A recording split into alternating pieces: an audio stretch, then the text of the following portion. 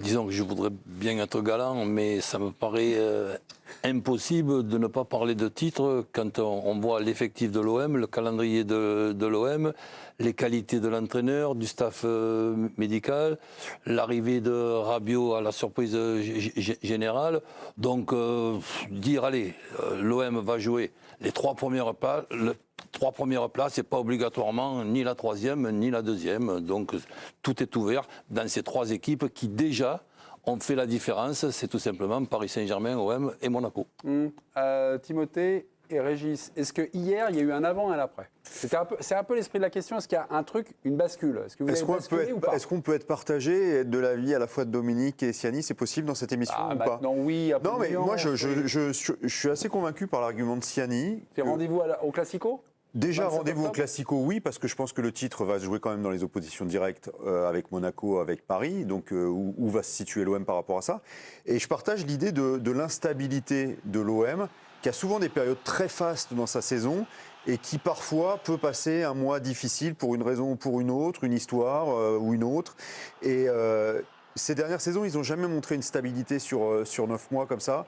Et je pense que pour être champion, c'est indispensable d'être dans la continuité. Donc effectivement, hier, tournant, comme le disent Doumé et Roland, tournant incontestable, favori pour les 2-3 premières places, oui, ça, il n'y a pas de doute. Après, sur la stabilité, j'ai un doute. Timothée, les mêmes raisons? Moi, j'avais noté dans mon argumentaire l'idée de dire qu'effectivement, l'OM connaissait des crises récurrentes, systématiques. Ils en ont connu beaucoup l'année dernière. Est-ce que statistiquement, on peut espérer qu'il y en ait moins cette année? Est-ce qu'aussi, le board en place a appris à les gérer? Parce que je pense que la gestion de ces crises récurrentes sera prépondérante dans le fait de disputer la course au titre. Après, je pense que malgré tout ce que j'aimerais croire dans un football qui ne dépendrait pas que de l'argent, je pense quand même que le Paris Saint-Germain a un cran d'avance. Mais quand le Paris Saint-Germain a des petits ratés, eh bien parfois ils perdent le titre. Ça s'est vu contre Lille, ça s'est vu contre Montpellier, alors contre Monaco aussi d'ailleurs. Alors pourquoi pas? Et je pense que s'il y a une année où cet Olympique de Marseille a l'effectif, a l'entraîneur, quand on voit le match d'hier, cette espèce de grinta, ce truc en plus pour aller profiter de chaque faux pas du Paris Saint-Germain, c'est peut-être cette saison. Le calendrier. Et le calendrier. T'as pas de Coupe d'Europe. Et moi, ça m'a rappelé, alors c'était complètement différent parce que c'était à 11 journées de la fin, mais ça m'a rappelé un Rennes-Bordeaux avec Marc Planus expulsé. Ouais. Bordeaux jouait le titre au coude à coude avec Marseille et c'était... On est en 2010 alors, ouais. C'est le titre de Marseille. Non, c'est le titre de Bordeaux. C'est le titre de Bordeaux. C'est le titre de Bordeaux en 2009 avec Laurent Blanc. Et Marc Planus est expulsé, il reste 11 journées, et il est expulsé à la 27e minute. Ils vont gagner 2-1 à Rennes, c'est le Bordeaux. Et Gourcuff est en train de faire un massacre. Un massacre, c'est avec Kavenaghi, avec Chamac et tout ça. Et il y a une part d'irrationnel, parce que c'est quoi le foot? C'est bon, alors une bonne tactique, des bons joueurs, mais à un moment donné, vous allez me dire, oui, moi je préfère Barcelone. Mais Bordeaux-Rennes, c'était quand ça? Ça, c'est à 11 journées de la fin. Ah, 11 journées de la fin. Ouais, là, on a juste, il y a 5 journées. Oui, mais cette part d'irrationnel-là, je trouve qu'il y a un supplément d'âme à Marseille que je ne vois pas encore à Monaco et à Paris. Oui, mais l'irrationnel, c'est hier soir, on est d'accord. Parce qu'hier, il y a énormément de réussite, il y a énormément d'erreurs lyonnaises, il y a un contexte qui est fabuleux, un état d'esprit, tu l'as dit. Mais l'irrationnel sur un match ne fait pas l'irrationnel sur une saison. Non, mais quand tu as 3 fois de l'irrationnel avec 3 remplaçants qui...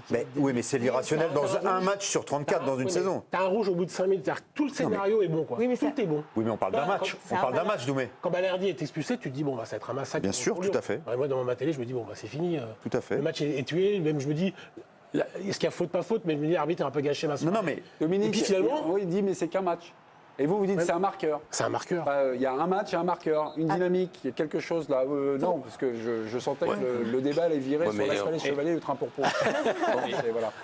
Président, vous de jouer. On fait l'émission après 5 journées. S'il fallait attendre la 30e journée pour parler de si l'OM joue... Là, bon, je pense qu'il est logique de se positionner dès maintenant. Et c'est vrai qu'on pourra dire, les trois, là, ils sont premiers ex-aequo à 87 points de la fin. Donc c'est vrai qu'on peut dire ça aussi. L'OM joue-t-il le titre de champion de France? C'est une question qu'on est allé poser hier à Roberto De Zerbi. Donc ça, c'était hier. Écoutez ce que nous répond Roberto. Je ne parle pas du titre. Ce ne serait pas sérieux d'en parler. Nous sommes nés hier. Le PSG et Monaco sont en avance sur nous. Ils jouent ensemble depuis des années. Nous nous construisons depuis la mi-juin. Franck Macourt, Pablo Longoria et Mehdi Benatia sont en train de construire une équipe avec des gens forts. Nous essayons d'atteindre la perfection. Je ne sais pas si elle nous permettra d'atteindre la première, la seconde ou la troisième place, mais nous jouons chaque match pour les gagner. Donc restons sérieux, l'OM ne joue pas encore le titre de champion. Avant la saison, c'était avant Brest. La même question, l'OM joue-t-il le titre de champion de France cette saison? Toujours le même, Roberto De Zerbi. L'idea non può essere di arrivare secondi. Il faut faire les choses dans l'ordre. La première, c'est de finir de construire l'équipe. Je suis venu ici pour faire les choses bien, avec sérieux, mais il faut rester humble. Si vous me parlez d'ambition, j'en ai à revendre. Je veux pouvoir rêver, et le rêve, ce n'est pas d'être deuxième. Mais il faut faire les choses pas à pas. Ce qui compte, ce n'est pas les mots, mais les faits. Però le cose vanno fatte col tempo. Alors, il l'entrouvrait un petit peu la porte, Roberto De Zerbi avant, mais maintenant que la saison est lancée, et l'OM va vite, 13 points sur 15 possibles, il referme un peu la porte. Là, il parle du projet, il parle du truc. C'est compréhensible, les copains? En tout cas, Calme. Oui, moi, ça me paraît compréhensible. Il calme le jeu, il est dans son rôle de communication. Mais dans cette idée de questionnement, de savoir si c'est un match, un épiphénomène de début de saison ou un marqueur, moi, je pense qu'en revanche, c'en est un pour De Zerbi. On en parlera, je crois, un petit peu plus tard, et je ne veux pas déflorer le sujet. Mais parmi les instabilités qu'on a notées, récurrentes à l'OM, il y a celle de l'entraîneur. Ouais.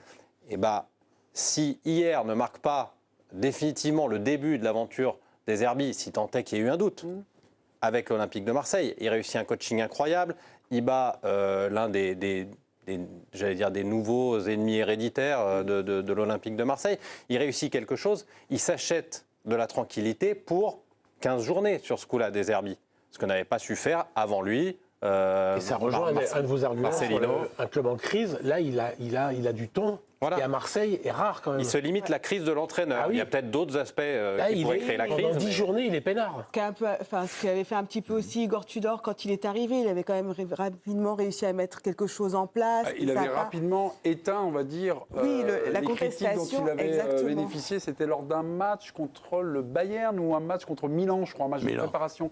C'était Milan, il avait été sifflé. Sifflé. Il n'avait pas été accueil comme est accueilli De Zerbi. Mais il avait quand même réussi assez rapidement à se mettre les supporters dans la poche. Donc je suis pas sûre que ce soit le début d'une ère très très longue de De Zerbi, parce qu'encore une fois à Marseille on peut s'attendre à tout. Enfin moi je serais pas étonnée qu'il y ait encore une crise dans quelques mois et qu'en début de saison prochaine il soit plus là. En fait il s'est passé tellement de choses sur les dernières saisons que moi j'ai envie que l'OM joue ce titre. Ce qu'ils ont montré hier c'était vraiment très beau, c'était magnifique. Il y avait une patte qui était là. Mais je me méfie quand même. Je ne connais pas la situation de Monaco, mais j'ai l'impression qu'à Paris et à Marseille, on a décidé de faire du foot en laissant l'entraîneur bosser.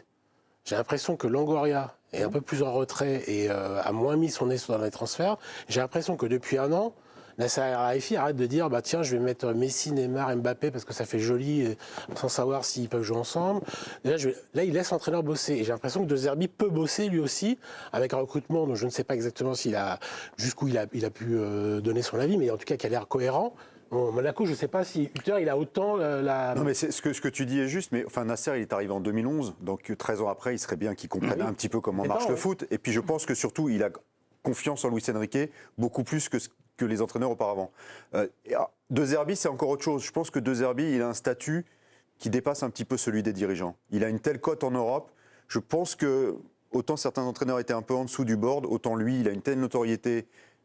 Il fascine tellement le milieu européen que je pense qu'il est déjà très fort avant même d'arriver. En ce qui concerne Monaco, c'est encore une autre histoire parce que Adi Hutter a été en difficulté la saison dernière. Oui. Il a rétabli l'équilibre tout juste début mars, mais il a eu longtemps la tête sur le bio. Et aujourd'hui, il est tranquille, il peut bosser Il est tranquille, oui, il fait ses choix et il a beaucoup de joueurs. Mais oui, il est relativement tranquille. J'ai une question parce que c'est une lutte à trois, c'est un trio. On n'a pas oublié nos amis monégasques et nos amis parisiens, mais bon, Paris est champion sortant et champion, on va dire, un petit peu mécaniquement quand la saison commence. Est-ce qu'on peut dire que Paris a perdu peut-être un peu de sa marge après 5 journées? On ne peut pas le dire, ça. Moi, je pense pas. Pour moi, oui. Ils ont perdu un joueur à 44 buts par saison. Oui. Là, on voit contre Gérone, c'est une semaine contre Gérone et Reims, qui sont pour moi pas ni un cadre européen ni un cadre français. Attention, Reims, ils ont accroché l'OM en début de saison. Donc peut-être que Reims. D'accord, mais quand tu prétends aller gagner Arsenal le 2 octobre, j'espère que tu prétends aussi battre Reims. C'est une semaine à 2 buts. C'est une semaine à 2 buts, un contre son camp à la 90e minute du gardien. Et un but, là où c'est encore peut-être un contre son camp, avec une frappe déviée de Il y a Dembélé. une semaine, vous n'auriez pas dit ça. Non. Bah non, mais parce que... Dominique, je vous reçois, si je vous ai Oui, reçu lundi dernier, vous ne m'avez pas dit... Non, mais Aussi, parce que, non. non, mais parce que déjà, ils avaient 3 attaquants, en tout cas, ils avaient 2 attaquants et un faux neuf. Et le premier se blesse au Havre Ramos. Le deuxième, le faux neuf, se blesse contre Gérone. Il reste Randal Colomwani. Donc déjà, dans un effectif où on n'a pas remplacé Mbappé devant, les buteurs sont pas là. Oui, mais- Donc, à un moment donné, les 44 buts, il va falloir les mettre. Je le dis depuis le début de la reprise de l'équipe du soir, le 26 août, mais ça. Oui, monsieur. Depuis le 26 août, je dis, il va falloir les mettre, ces 44 buts. Alors là, c'était la folie, c'était la fête. Barcola, il en mettait, Dembélé, il en mettait.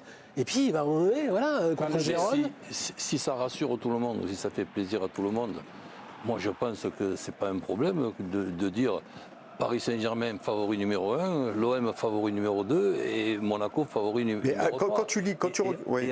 Et après, il y aura quand même les confrontations aller et retour. On ne sait même pas à quel moment du calendrier, peut-être ça sera 3 jours après un match de Champions League, donc ça on ne le sait pas. Toujours est-il que je ne vois pas comment on pourrait dire que ces 3 équipes-là, elles ne peuvent pas être champions. Ce qui est fascinant dans ce classement, Ouais. moi je lis pas ça comme le PSG a perdu un peu de sa notoriété, parce que 13 points sur 15, c'est quand même un très bon début de saison. Oui, très bien. Bon, ce qu'on constate, c'est qu'il y a 3 équipes à 13 points. Ouais. Et ça n'arrivait jamais en Ligue 1, Non. les saisons précédentes. Ça arrivait en Angleterre, où tu te disais, ouais, il y a Arsenal, il y a City, il y a Liverpool. Ils battent tous les équipes qui sont derrière eux, et le titre se joue dans les oppositions directes. En France, on n'a jamais eu cette chance, parce qu'on a toujours considéré que c'était un championnat faible, où le deuxième pouvait perdre contre le 15e, parce que tout le monde était à peu près du même niveau. Et on s'est toujours plaint de ça. On s'est toujours dit, ouais, la Ligue 1, c'est chiant, les équipes de devant, elles peuvent perdre contre n'importe qui. Et là, on a 3 équipes à 13 points qui battent tout le monde et qui vont peut-être jouer le titre entre elles. Donc ça fait un peu grand championnat, Et entre guillemets. Et en plus, Ça ressemble à un grand championnat. Et insiste dans ta démonstration, et je trouve que les matchs sont de qualité. Je trouve que ce En plus. Lyon-Marseille, hier soir, était génial. En plus. Je trouve que le Reims-PSG était intéressant. Voilà, je trouve qu'il y a des super matchs quand même. Et en plus, ce sont des équipes qui gagnent en Ligue des Champions. Lille, Strasbourg. Et même Monaco-Strasbourg, qui était compliqué pour Monaco. Monaco-Le Havre. C'était Monaco-Le Havre. Monaco-Le Havre qui était compliqué pour Monaco. J'ai trouvé ça très sympa aussi. Camille, c'est quand ça nous montrait sur le retour des Marseillais. Oui, les supporters qui s'emballent déjà. Il suffit de regarder les réseaux sociaux. Et puis cette scène, cette nuit, il est 2h30 du matin à l'aéroport de Marignane.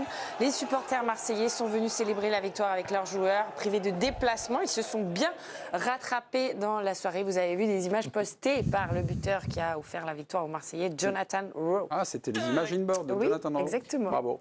C'est important que Marseille, en tout cas, joue ce titre et soit peut-être à la fin de la saison enfin sacré, parce que depuis l'arrivée du Qatar à la tête du PSG, l'OM n'a jamais remporté de les titre. 3 équipes qui ont empêché le oui. Paris Saint-Germain, il n'y a pas l'OM. Et pas l'OM. Et c'est presque une Montpellier, anomalie. Lille et Monaco. Voilà, c'est presque une anomalie peut-être à corriger. à corriger peut-être cette saison.